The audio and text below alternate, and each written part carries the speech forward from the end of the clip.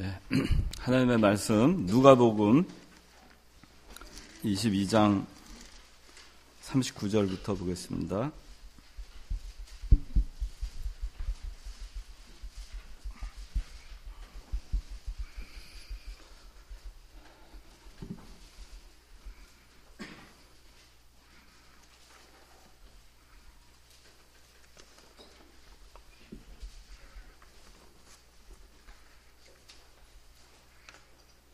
네, 제가 봉독하겠습니다. 예수께서 나가셔서 습관을 따라 올리브산으로 가시니 제자들도 그분을 따라갔다. 그곳에 이르시자 그들에게 말씀하시기를 시험에 들지 않도록 기도하여라 하시고 그들로부터 돌을 던져 닿을 만한 거리로 물러가셔서 무릎을 꿇고 기도하여 말씀하셨다.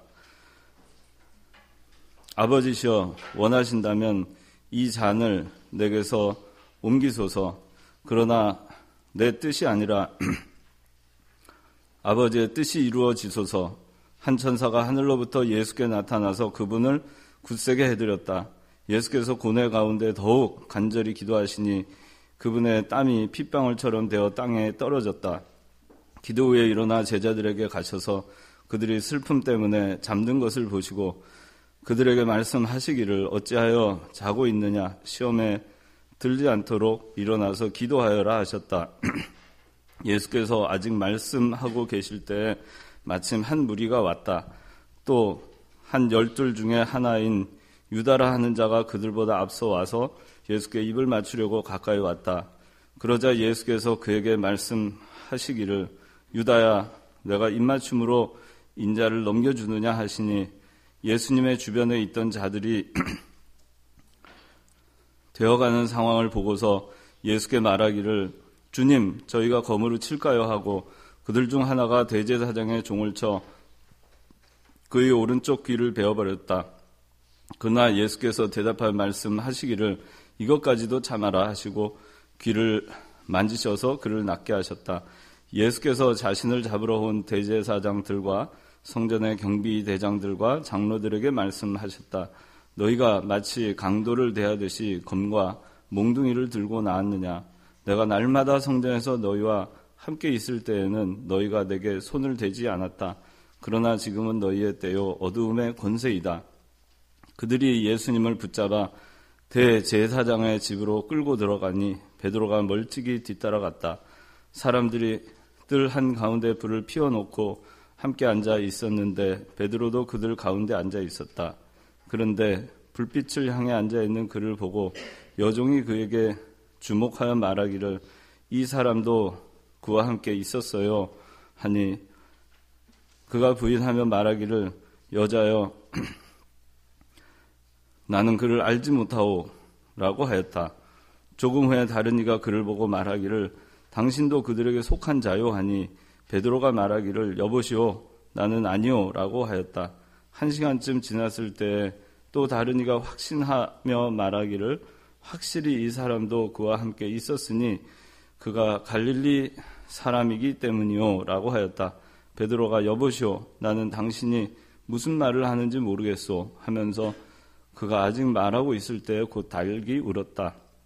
예수께서 돌아서서 베드로를 바라보시니 베드로는 주께서 자기에게 오늘 닭이 울기 전에 내가 나를 3번 부인할 것이다 라고 하신 말씀이 생각나 밖으로 나가 심히 통곡하였다. 예수님을 지키는 사람들이 그분을 조롱하고 때리며 그분의 눈을 가리고 질문하여 말하기를 너를 때린 자가 누구인지 맞춰보아라 하고 다른 많은 말로 예수님을 모욕하였다.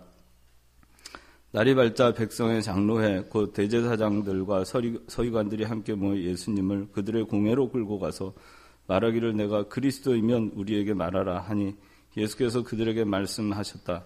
내가 너희들에게 말하여도 너희들은 결코 믿지 않을 것이다. 또 내가 물어보아도 너희들은 대답하지 않을 것이다. 그러나 이제부터는 인자가 하나님의 권능자의 오른쪽에 앉게 될 것이다. 그러자 모든 이들이 말하기를 그러면 내가 하나님의 아들이냐 하니 예수께서 그들에게 말씀하시기를 너희가 말한 대로 내가 그이다 라고 하시자 그들이 말하였다. 이제 우리에게 무슨 증거가 필요하겠느냐?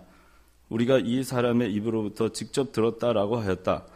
무리가 다 일어나 예수님을 빌라도에게 끌고 가서 예수님을 고소하기 시작하여 말하기를 우리가 보니 이 사람은 우리 민족을 미혹하고 가이사에게 세금 바치는 것을 금하며 자신을 그리스도 곧 왕이라고 말합니다 하니 빌라도가 예수께 물어 말하기를 내가 유대인의 왕이냐 하니 예수께서 그에게 대답하여 말씀하셨다. 내가 말한 대로이다. 빌라도가 대제사장들과 무리들에게 말하기를 나는 이 사람에게서 죄목을 발견하지 못하였다 하니 그들은 더욱 강경하게 말하기를 그는 갈릴리에서 시작해서 여기까지 온 유대를 누비며 가르치고 백성을 선동하고 있습니다라고 하였다. 자, 그 다음 페이지 13절 빌라도가 대제사장들과 지도자들과 백성을 불러 모으고 그들에게 말하였다. 너희는 이 사람이 백성을 오도한다고 하여 내게로 끌고 왔으나 보아라 내가 너희 앞에서 신문하였으나 나는 이 사람에게서 너희가 그에 대한 고소한 죄목을 도무지 찾지 못하였고 헤롯도 죄목을 찾지 못해서 그를 우리에게 돌려보냈다. 보아라 그는 사형을 받을 만한 아무 일도 행하지 않았으니 나는 그를 채찍질하고 풀어주겠다. 그러나 그들이 일제히 소리치며 말하기를 이 사람은 없애고 우리에게 바라바를 놓아주십시오라고 하였는데 그는 그 성읍에서 일어난 폭동과 살인 때문에 감옥에 갇힌 자였다. 빌라도가 예수님을 놓아주고자 하여 그들에게 다시 말하였으나 그들이 소리치며 말하기를 그를 십자가에 못 박으시오 십자가에 못 박으시오라고 하였다. 빌라도가 그들에게 세 번째 말하기를 이 사람이 무슨 악한 일을 하였느냐 나는 그에게서 사형에 해당하는 아무 죄도 발견하지 못하였다. 그러므로 나는 그를 채찍질하고 풀어주겠다 하니 그들이 예수님을 십자가에 못 박도록 큰 소리로 요구하며 압력을 가하였는데 그들의 소리가 우세하였다. 그러자 빌라도가 그들의 요구대로 하도록 판결하고 그가 그들이 요구한 대로 폭동과 살인 때문에 감옥에 갇힌 자를 풀어주고 예수님은 그들의 뜻대로 넘겨주었다. 자, 좀 길게 읽었는데 잠깐 기도하겠습니다. 하나님 아버지 은혜와 사랑을 감사합니다. 죄와 허물 가운데 영원히 죽을 수밖에 없던 저희들 그리스도의 무한하신 사랑하심으로 말미암아 저희를 위하여 이 땅에 오시고 많은 고난을 당하시고 또 십자가의 마지막 고난을 온전히 다 감당하심으로 저희의 모든 죄를 다 씻어주시고 또 그리스도의 보혈의 공로로 말미암아 저희가 하나님 아버지 앞에 당당히 나아감을 입을 수 있는 하나님의 자녀가 될 수 있게 해주셨사오니 하나님 참으로 감사를 드립니다. 저희가 이렇게 구원 얻은 것이 저희가 한 것이 아무것도 없고 그리스도께서 온전히 모든 것을 다 저희 죄값을 치루어 주셨기에 가능한 것임을 저희가 알고 참으로 하나님 감사를 드립니다. 오늘 그리스도의 고난을 저희가 돌아보고 우리 때문에 고난당하신 그리스도를 저희가 생각하고 우리가 그 고난을 당하였다면 어찌해야 했을까 생각하는 이 시간 되게 하여 주시옵소서. 이 시간 하나님께서 함께 하여 주시기 원하옵고 예수님의 이름으로 기도드리옵나이다. 아멘. 네, 오늘은 그리스도의 고난에 대해서 하겠습니다.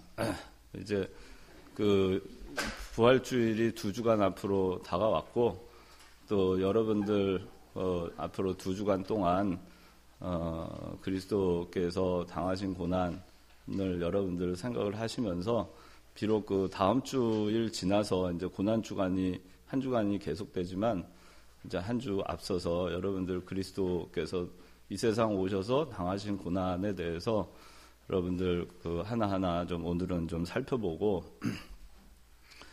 이게 조각조각 여러분들이 그 그리스도께서 어떠한 과정을 거치셔서 십자가에 못 박히시고 고난을 당하셨는가 하는 것을 살펴보는 시간이 한 번 정도는 필요할 것 같습니다. 그래서 오늘 그렇게 하려고 하고 또 필요한 성경도 좀 찾아보면서 이렇게 가려고 합니다. 제목은 그리스도의 고난인데 우리가 그 그리스도의 고난에 대해서 생각을 하면은 십자가에서 당하신 정말 그 십자가의 형틀에서 겪으신 그 무지막지한 정말 견딜 수 없는 그 고난에 대해서 우리가 집중을 합니다.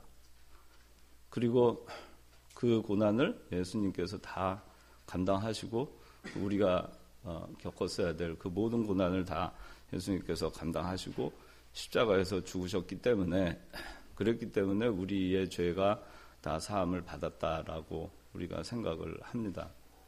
맞습니다.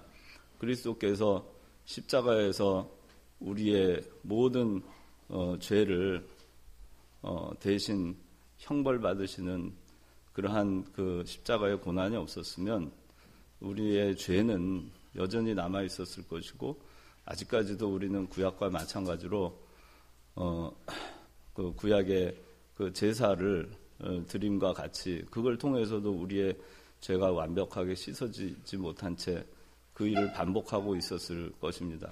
그러나 예수님께서 이제 마지막 어린 양이 되셔가지고 마지막 어린 양, 마지막 유월절 어린 양이 되셔서 십자가에 달려서 친히 그 몸이 다 찢기시고 온 피를 다 흘려 쏟으심으로 인해서 그 피를 가지고 우리가 당당하게 하나님 아버지 앞에 나갈 수 있게 됐고 여러분들 구약시대의 그 지성소에 들어가려면 1년에 한 번씩 대제사장이 염소의 피를 가지고 그렇게 해서 들어가서 그 시운자 위에다가 뿌려야 하나님께서 그 자리에 임재하시고 그리고 교통하시는 것을 알죠. 그와 같이 우리가 하나님과 화목하게 되고 그리스도의 시운자 위에 뿌려진 그리스도의 피로 말미암아서 우리가 지성소까지 당당하게 들어가고 지성소 안에서 하나님과 화해하고 교제하는 그런 시간을 우리가 갖게 된 것입니다. 또 예수 그리스도께서 십자가에 못 박혀 피를 흘려 주심으로 말미암아서 그러므로 말미암아 성소의 휘장이 갈라졌죠. 위에서부터 아래로 그 두꺼운 성소의 휘장이 갈라짐으로 인해서 그 성소에서 지성소로 들어가는 그 길이 어렵지 않게 된 거죠.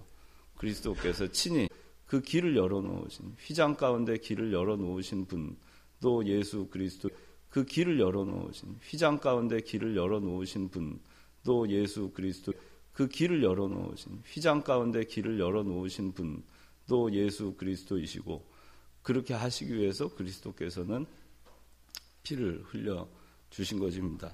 근데 예수님께서 고난을 당하신 것을 우리가 생각하면 십자가의 고난만을 우리가 주로 집중적으로 생각을 하는데 그리스도께서 고난 받으신 것은 우리가 지난 시간에 소요리 문답하면서 그리스도의 낮아지심에 대해서 할 때 아마 잠깐 언급했었던 것 같아요. 제일 먼저가 그리스도의 고난의 출발은 그 성육신 하신 것, 도성인신, 말씀이 육신이 되었다. 그게 도성인신이라고 우리 얘기하죠. 말씀이 육신이 되신 것, 길도, 말씀도, 성일성, 인신, 사람의 몸. 그래서 말씀이 사람이 되셨다. 그것이 그렇게 해서 성육신 하신 그 자체가 그리스도의 고난의 출발입니다. 그러니까 그때도 얘기를 했지만은 여러분들이 지금 정말 아프리카나 정말 가난한 나라 오지 이런 데 가서 여러분들 보고 죽는 날까지 살다가 그러고 가라고 하면 여러분들 참 굉장히 어려울 거예요. 온갖 질병과 먹는 문제와 입는 문제와 아파도 그 치료할 수 없는 문제와 그 많은 것들을 여러분들 감수하면서 정말 그 오지에 가서 아프리카나 이런 데 오지에 가서 죽는 날까지 일생을 보낼 수 있을까? 우리가 그런 사람들을 보면 굉장히 훌륭하고 위대하다고 얘기하죠. 예수 그리스도께서는 하나님과 동등된 분이셨지만, 빌립보서 2장 5절에 보면 하나님과 동등된 분이셨지만 하나님과 동등됨을 취할 것으로 여겼어요, 안 여겼어요?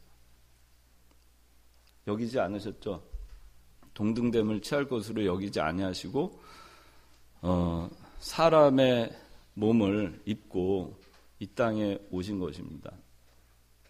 그 성육신이라는 것이 얼마나 고통스럽고 얼마나 고난이 되고 얼마나 힘든 것이라는 것을 아마 여러분들이 상상하면은 조금이라도 아마 그만큼은 모르지만 전능하신 하나님, 만능의 하나님이신 그 하나님이 이 육신의 몸을 입고 그 육신의 그 테두리 안에서 모든 율법을 다 완수하시면서 33년 동안의 생을 살아가신다는 것, 그 자체는 엄청난 고통이에요. 여러분들이 한 바퀴벌레나 무슨 벌레가 돼가지고 일생을 살다가 가는 것과 비할 바가 아닙니다.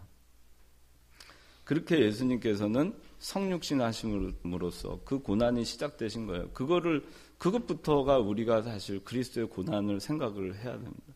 그리스도의 고난을 생각을 할 때 얼마나 그리스도께서 우리를 사랑하시기에 낮아지셨는가. 그리스도의 겸손함이 도대체 그 낮아지심이 어디까지인가 보면은 뭐 형용할 수가 없죠.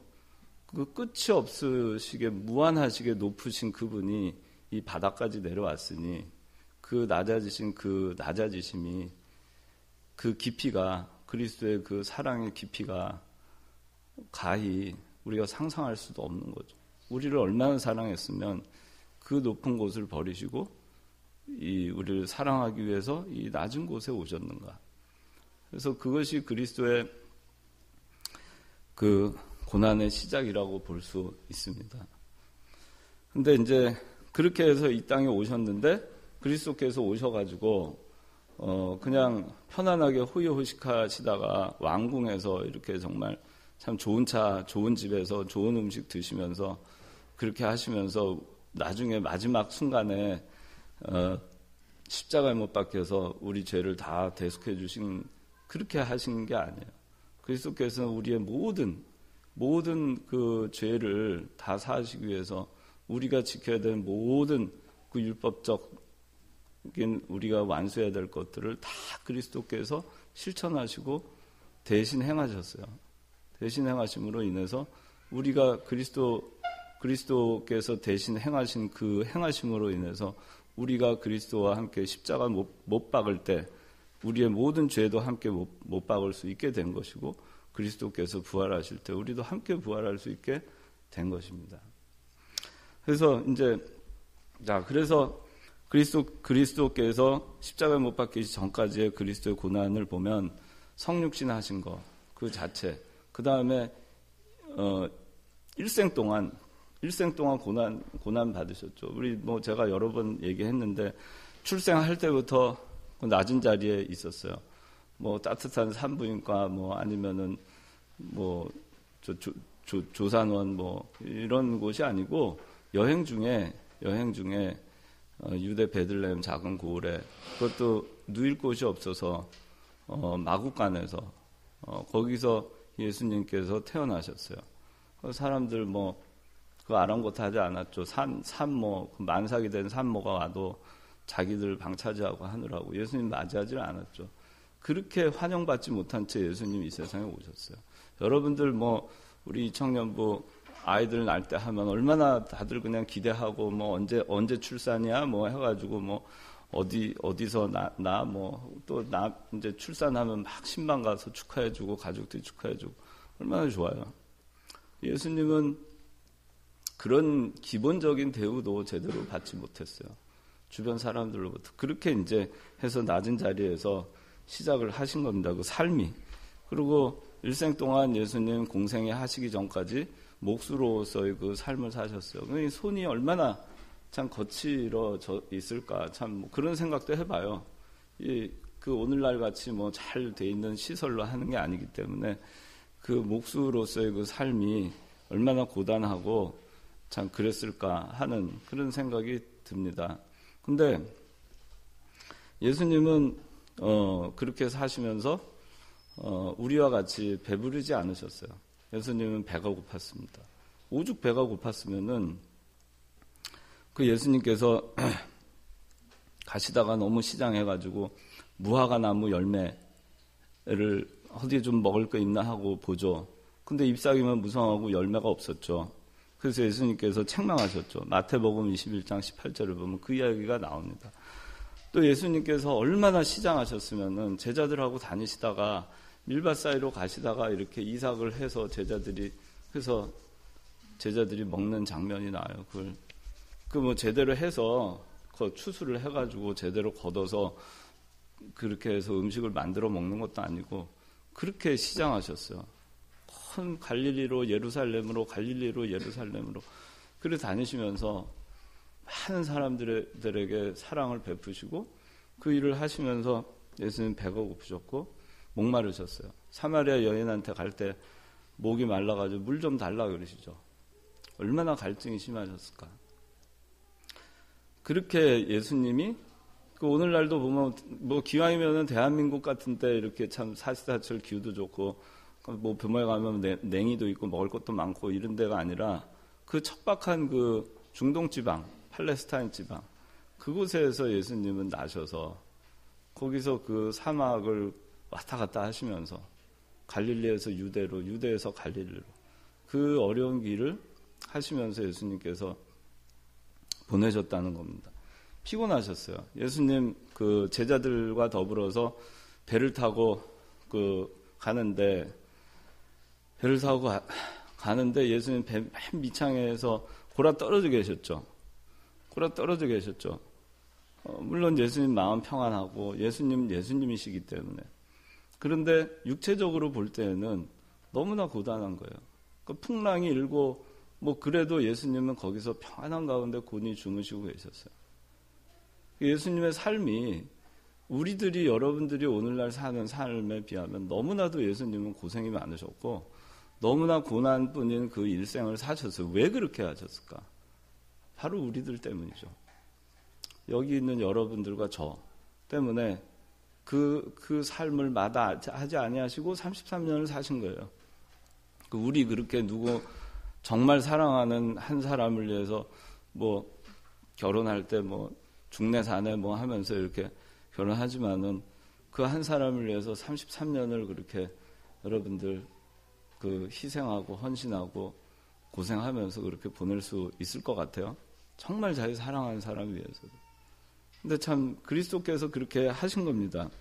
또 집조차 제대로 없었어요.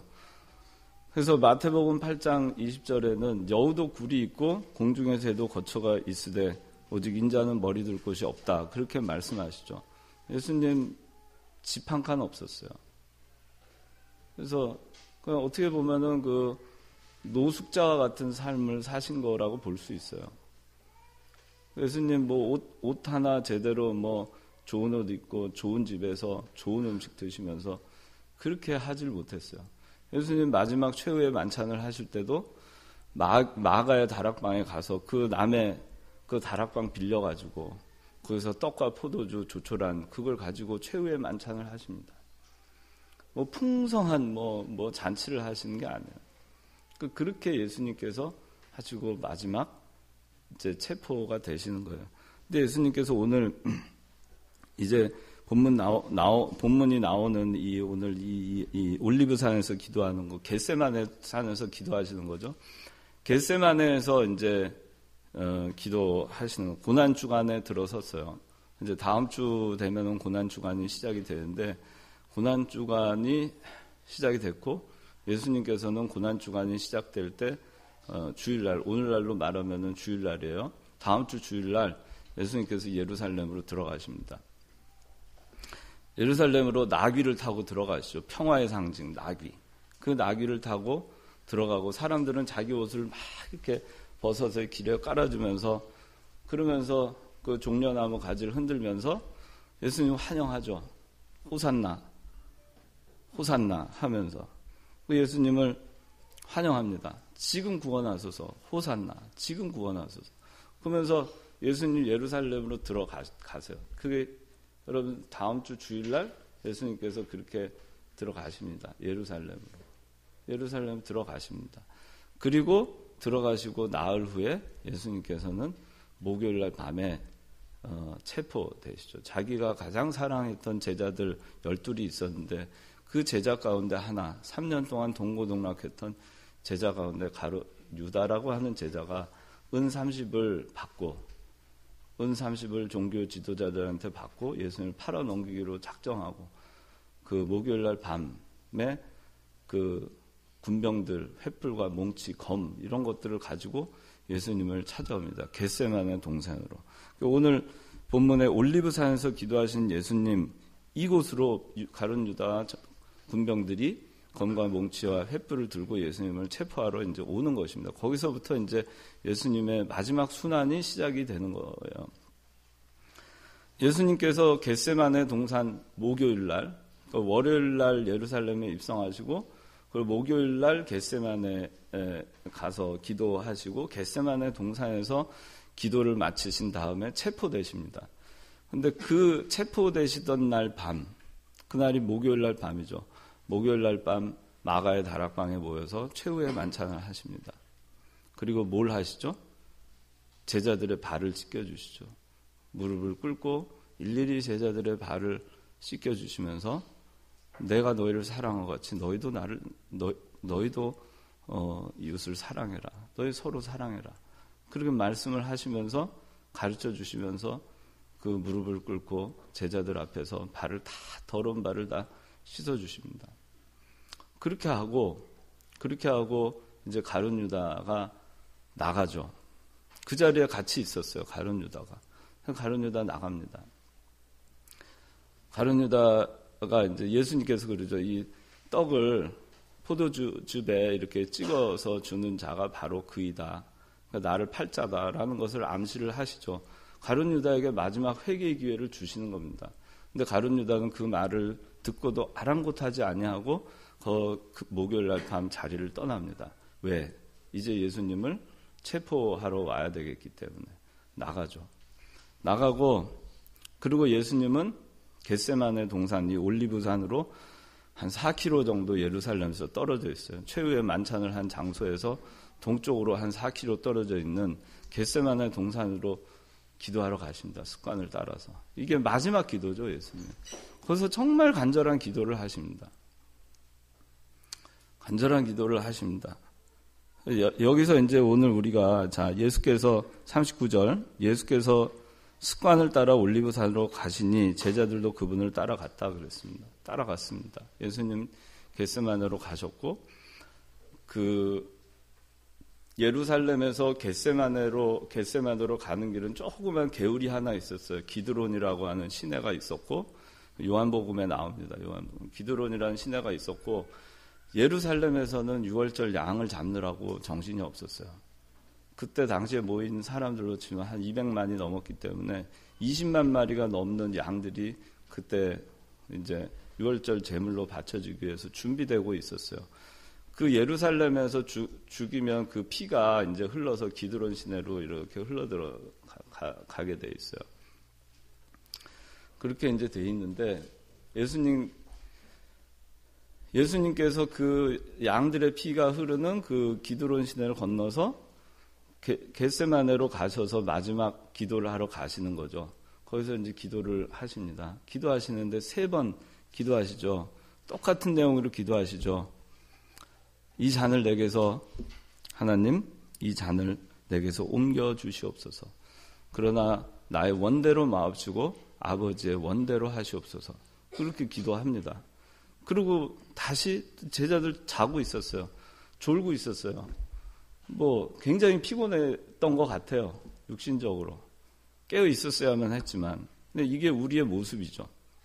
예수님과 함께 있으면서도 우리는 졸고 있고. 근데 예수님 마지막 이제 십자가를 직전에 두고, 목전에 두고 예수님께서 기도하시는 겁니다. 십자가를 목전에 두고 예수님께서 기도를 하시는 거예요.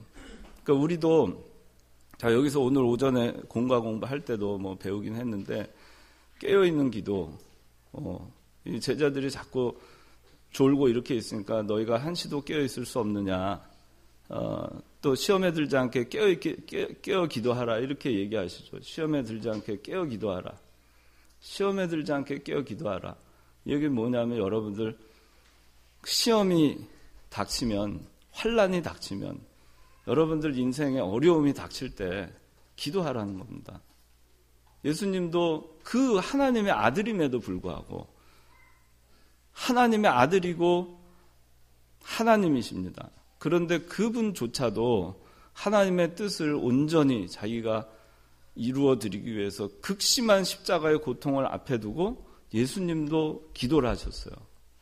무릎을 꿇고 머리를 땅에 대고 엎드려서 간절히 기도를 합니다. 하나님, 이 잔을 내게서 옮겨 주십시오. 그렇지만 이것이 아버지의 뜻이라면 아버지의 원대로 하시옵소서. 그거예요. 그 아버지의 원대로 되기를 구하는 기도. 내가 환난을 당하고 핍박을 당하고 극심한 십자가의 고난을 당할지라도 그것이 아버지의 뜻이라면 제가 그것을 받겠습니다. 그런 신앙, 환난을 앞두고 간절히 간구하는 신앙, 간절히 기도하는 것, 그것이 필요해요. 그리고 그 환난이 정말 피할 수 있으면 피해야 하면 좋겠지만 하나님께서 그거를 받아라 그러면은, 그 잔을 받아라 그러면 받을 수 있는 그 신앙, 받고자 하는 신앙, 순종하는 신앙, 그것이 우리에게도 동일하게 필요한 것입니다. 그래서 예수님께서 하신 것 같이 우리도 예수 믿느라고 고난을 당하면 그 고난, 그리스도께서 주시는 것이라면 우리도 달게 받겠습니다. 하나님 주시면 제가 달게 받겠습니다. 그 신앙을 우리도 가져야 되는 거예요. 예수님께서 지금 이제 겟세마네에서 마지막 이제 십자가를 앞두고 하신 이 기도를 우리가 생각하고, 우리도 정말 극심한 어려움이 있을 때는 그리스도께서 십자가를 앞두고 겟세마네에서 하신 이 기도를 우리가 생각합시다. 생각해야 됩니다. 환난을 앞두고 기도하는 거, 깨어 기도하는 거, 간절히 기도하는 거, 아버지의 원대로 십자가라도 지겠다는 그 기도, 그것을 우리도 해야 되는 거죠. 그리고 이제 그 기도를 마친 다음에 이제 어떻게 됐냐면, 예수님을 잡으러 이제 가룟 유다하고 병정들이 왔어요. 그게 47절부터 53절까지입니다. 근데 예수님을 잡으러 올 때 검과 몽치와 횃불을 들고 그렇게 왔어요. 근데 가룟 유다는 정말 가증스럽게도 어떻게 하죠? 예수님한테 입 맞춥니다. 저 사람이 예수다 하는 걸 지목하기 위한 거죠. 내가 입 맞추는 자 그가 예수다. 그리고 병정들이 그 예수님을 쇠사슬로 묶습니다. 그래서 여기 오늘 본문 52절에 보니까 대제사장들과 성전의 경비대장들과 장로들에게 말씀하셨다. 너희가 마치 강도를 대하듯이 검과 몽둥이를 들고 나왔느냐. 예수님 강도와 같은 대우를 받고 지금 쇠사슬에 묶여서 끌려가시는 것입니다. 가룟 유다는 은 30에 예수님을 팔았어요. 팔아 넘깁니다. 지금 팔아 넘기는 장면이고, 정말 가증스럽게도 예수님한테 입을 맞추는 행동을 하죠. 사랑하는 위선적인 행동.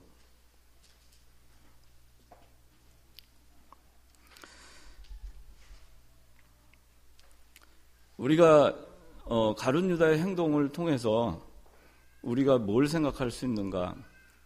정말 하찮은 것, 은 30이라고 해봐야 당시에 노예 한 명을 팔아치울 수 있는 가격이 아주 싸구려예요. 요새로 말하면 한 10,000원 정도. 10,000원에 예수님을 팔아 넘길 수 있어요? 가룟 유다는 그랬어요. 그 이 겟세마네 동산에서 예수님 그렇게 해서 예수님 잡혀갑니다. 단돈 10,000원에. 여러분들은 아니라고 할지 모르지만 우리는 단돈 얼마에 예수님하고 맞바꾸면서 인생을 그냥 그냥 그렇게 내 이기적인 인생, 내 삶을 위해서, 세속적인 삶을 위해서 우리가 살지 않는가? 그런 때는 없는가? 정말 쉽게, 이거 뭐, 피곤해. 이거 뭐 안 되겠어. 이렇게 어떻게 내가 이렇게 예수를 믿어. 예수님 그냥 너무나 쉽게 팔아넘기는 거죠. 10,000원, 20,000원, 10만원, 5만원, 100만원, 200만원, 300만원. 얼마? 내가 1,000만원까지는 안 넘기겠다. 1,000만원 넘으면 또 팔아넘겨요. 우리가 직장생활하고 사회생활하고 할 때 우리는 여러분들은 얼마에 예수님 팔아넘깁니까? 얼마까지가 여러분들의 마지노선이에요? 얼마까지가 여러분들이 예수님을 팔지 않을 수 있는 선입니까? 얼마까지가 여러분들이 예수님을 팔아넘기지 않을 수 있는 여러분들이 원하는 그 무엇입니까? 얼마까지? 그게 도대체 뭔데? 그래서 가룟 유다는 그렇게 했어요. 그리고 그러면서도 그렇게 예수님 팔아넘기는 그 돈 이미 은30 받아 먹고, 그리고 예수님 지금 체포하러 와놓고서 하이 예수님 하면서 하는 거예요. 그리고 싹 해가지고 입 맞춰요. 얼마나 가증스러워요. 우리는 이러지 않나? 세상에 나가서는 엉망진창, 예수님은 다 팔아먹고 그렇게 하면서 겉으로는 그리스도와 가장 친한 척하면서, 겉으로는 그리스도인인 척하고, 그렇게 우리가 살지는 않나. 우리도 사실 반성해 봐야 됩니다. 그런 모습들 때문에, 여러분들의 그런 모습들 때문에, 그런 모습을 가진 가룟 유다로 인해서 예수님 팔렸지만, 그런 모습들을 가진 우리들, 가룟 유다와 같은 모습을 가진 우리들의 죄 때문에 예수님 팔리신 거예요. 넘기움을 당한 겁니다. 누가 넘겼어요? 우리가 넘겼어요. 얼마에 넘겼어요? 은30에 넘겼어요. 우린 안 넘겼어요? 예수님을? 우리도 같이 넘겼어요. 우리가 가룟 유다 비판하고, 가룟 유다 못났다, 잘못됐다 비난할 자격이 있는가? 사실 없어요. 우리 그러지 않았나요? 우리도 그랬습니다. 예수님은 쇠사들의 체포가 돼서 가세요. 끌려가십니다. 거기서 예루살렘까지는 거리가 한 4km 돼요. 다시 양들의 피가 흐르는 기드론 시내를 또 건너시죠. 다시 건너서 마지막 피가 되실 그 예수님, 이제 자신의 피가 흘러내릴 것을 다 아시고 예수님은 끌려가시죠. 예루살렘으로 들어가십니다. 4km면 한 1시간 정도 아마 걸어갔을 것 같아요. 쇠사슬에 묶인 채. 그리고 가신 거죠. 그 시간은 목요일날 밤이었습니다. 아주 늦은 밤, 한밤중. 날씨도 추웠어요. 여러분들 요새 춥죠? 날씨도 추웠어요. 예루살렘은 고지대예요. 아주 고지대입니다. 그래서 아주 추워요. 밤이 되면. 거기로 예수님 끌려가셨어요. 그리고서는 이제 밤새 뜬 눈으로 끌려다니시면서 신문을 받으십니다. 예수님 신문 받으십니다. 6번의 신문을 받으세요. 맨 처음에 안나스한테 가죠. 그 다음에 가야바한테 갑니다. 여기 54절부터 나오는 거는 가야바, 산헤드린 공회의 원이면서 당시에 대제사장이었던 가야바한테 가서 지금 신문 받는 것입니다. 신문을 받는데 시간은 한밤중이었고 예수님께서 신문 받으신 시간은 한 2-3시간가량 그렇게 신문을 받습니다. 근데 예수님의 순환이, 여기 54절부터 보면 그들이 예수님을 붙잡아 대제사장의 집으로 끌고 들어가니 베드로가 멀찍이 뒤따라갔다. 사람들이 뜰 한가운데 불을 피워놓고 함께 앉아 있었는데 베드로도 그들 가운데 앉아 있었다. 예수님을 붙잡아서 대제사장 집으로 들어갔어요. 추웠죠. 아까 얘기한 대로 예루살렘의 위치는 해발 850m입니다. 높죠. 산 꼭대기 올라가 보세요. 저 북한산 같은 데 남산 꼭대기 올라가 보세요. 추워요. 예수님 거기서 밤을 새셨고, 그리고 그 밤에 예수님은 이제 신문을 받으십니다. 그 누가복음 22장 지금 오늘 다 읽잖아요. 오늘 읽었는데 여기 63절 64절 읽어보시죠.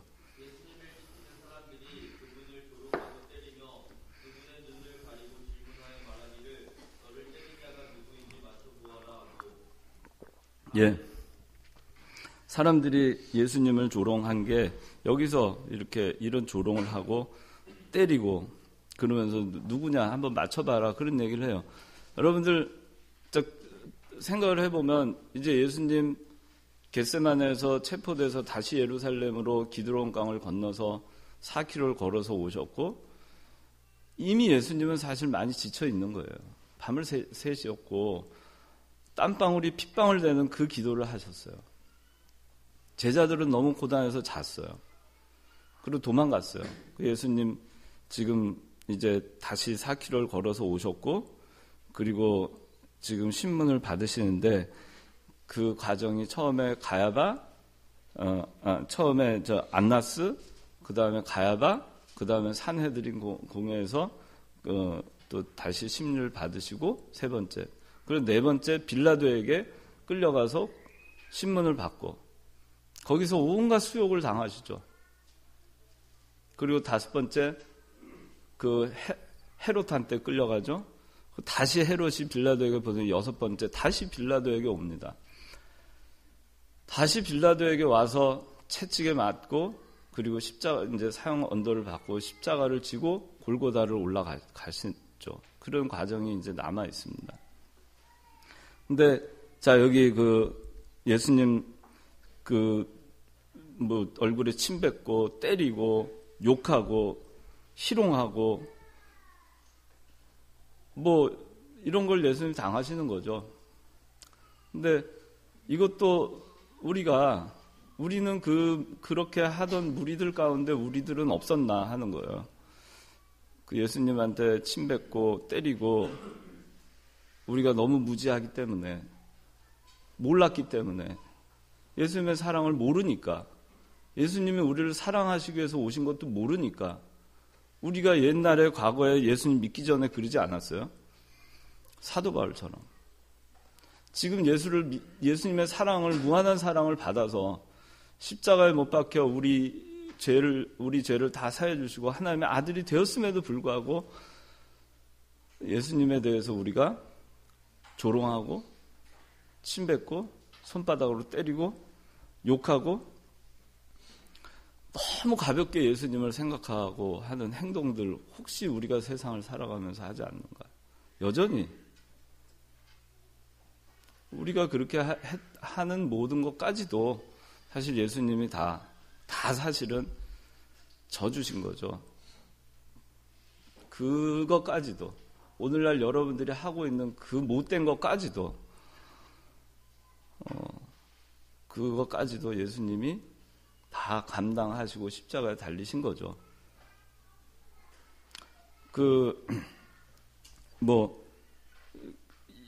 저는 이거를 볼 때마다 이거를 사실 나하고 다른 어느 누군가가 예수님을 핍박했다고 생각을 하지를 않아요. 우리가 무지했기 때문에 예수님을 때린 것이고 우리가 목매했기 때문에 예수님을 괴롭힌 것이고 사실 우리가 다 한 거죠. 우리가 지금 이 순간에 예수님께서 그 당하시는 이 고난에 그 가해자가 누구냐? 우리가 아니라고 우리가 얘기할 수가 없는 거예요. 나는 아니다. 나는 그 자리에 있지 않았다. 나는 군중들 가운데 있지도 않았고 나는 병정들 가운데 있지도 않았고 나는 그 재판 자리에 있지도 않았다 라고 얘기하고 싶겠지만 근데 우리도 그들 가운데 있었던 거예요. 그래서 그렇게 해서 이제 예수님 신문을 봤는데 근데 베드로가 그거를 보고 있었습니다. 예수님 십자가에 체포되시기 전에 이렇게 끌려가시기 전에 베드로가 뭐라 그랬어요?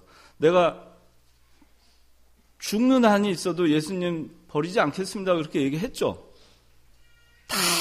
다 예수님 버려도 저는 안 버릴 겁니다. 했죠. 근데 어떻게 했어요? 제자들 다 도망갔죠? 그리고 이제 베드로 남았어요. 베드로 어디 가고 있어요? 멀찍이 따라갔죠. 멀찍이 따라가서 예수님은 추위에 그 순환을 당하고 있는데 자기는 불 쬐고 있어요. 그러니까 우리가 참 이렇게 모질어요, 우리가. 예수님에 대해서 정말 인정머리가 없는 거죠. 자기는 불 쬐고 있는 거예요. 자기는 좀 추우면 어때요? 예수님 고난받고 있는데 거기서 불 쬐고 있을 정신이 어디 있어요? 불 쬐고 있어요. 근데 거기서 예수님을 3번 부인합니다. 3번 부인합니다. 첫째, 모른다. 둘째, 모른다. 셋째, 모른다. 3번째는 저주하면서 모른다 그러죠. 내가 예수님 저분을 알 사람 같으면 내가 저주받을 자야. 그렇게 하면서 자기를 저주하면서 예수님 모른다고 해요. 그 정도로 예수님과의 관계에 대해서 사람들이 알기를 원치 않았던 겁니다. 그런데 60절, 61절 한번 읽어보세요.